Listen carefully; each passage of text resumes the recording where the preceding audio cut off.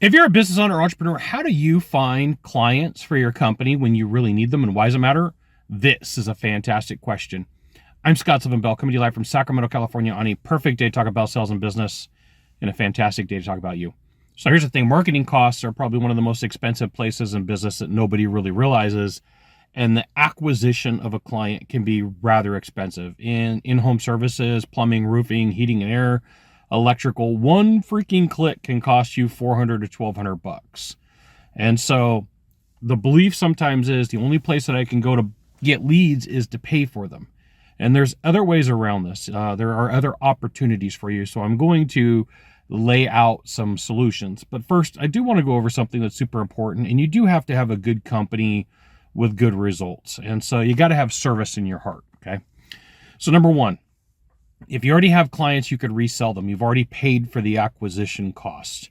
And reselling them doesn't have to be something big. It could be something small that's beneficial. Underlined, beneficial to them. So you could do add-ons and specials. You can have your call center reach out and say, hey, we're running a special. Would you be against hearing about it? Or would you be opposed to hear about the specials that we have going on? Your service people could talk about current specials that are going on. There's entire ways to have this conversation. Number two, call old leads.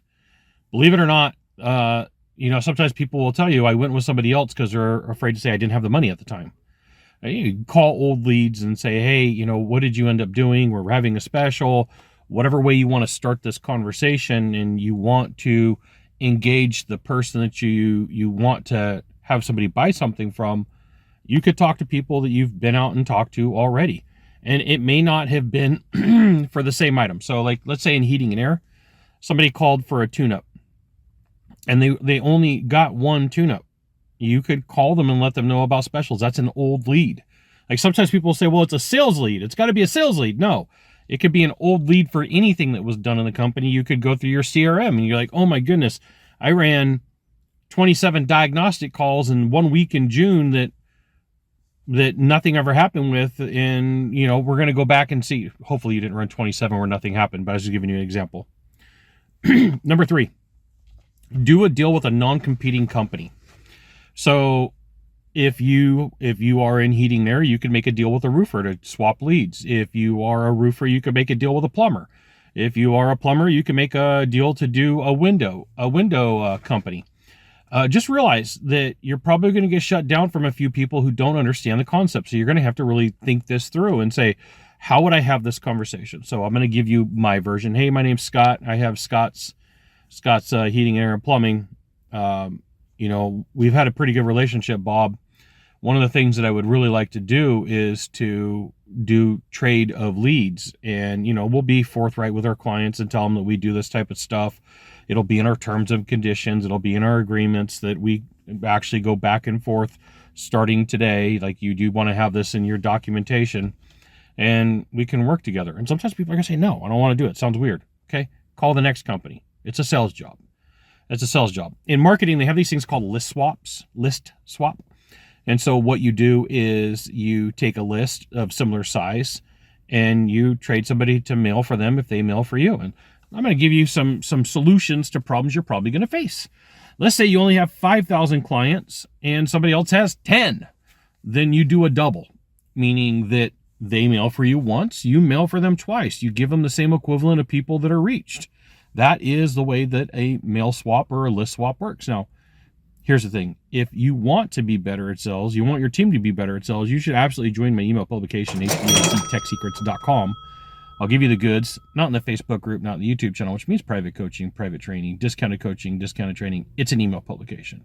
And you may not know this, but I do train technicians and salespeople. So if you would like help with your team, we can have that conversation. Just know it costs money, right? It's I charge for this.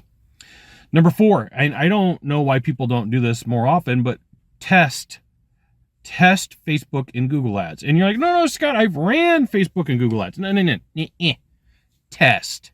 So I have some ads running right now, and the person that I'm working with said, Scott, I want you to come up with 12 creatives, meaning 12 images, 12 titles, 12, and the offers are all pretty much the same. So if people say, hey, Scott, I tried Google and Facebook ads. Okay, you ran one ad. That's not trying it. Trying it is you go through and you say, hey, what are the opportunities here? How can I test to find the right one? I'll give you an example. There's a YouTube channel that for every video they launch, they test 100 thumbnails and 100 titles to try to optimize to find the right one. And you know what? With AI, it takes away a lot of your excuses. It used to be 5 years ago, this was a lot more work than what it is. You could talk to your marketing company about, hey, we're going to test. We are going to A/B test. We're going to split test. This is the technical term that you're going to use if you've got a marketing company. And then number 5, we are going to go old school. Old school. We're going to talk about knocking doors and clover leafing. So let's say that I'm in your neighborhood and I paid to drop a pin in that neighborhood and I'm in that neighborhood. Why would I not go put a couple of flyers on the doors around me? Hey, like, listen, we're in the neighborhood. Would love to do business with you. We got a special going. Or here's a crazy idea. Crazy. Drive through neighborhoods and look for companies that are doing installs and put up flyers around them. You know, they're not doing it. Hey, you've got some installs going on in your neighborhood. We do installs too, right? So, hey, just be forthright with the people that you're dealing with. Whatever you do, you got to take some sort of action, and you got one of 3 things to do from here. Just one of 3, find the subscribe button, click on it, and every time I send out a video, you'll get an update. 2, hit follow. 3, you know what you got to do. Share this video with a friend. We'll see you soon. Thanks for watching.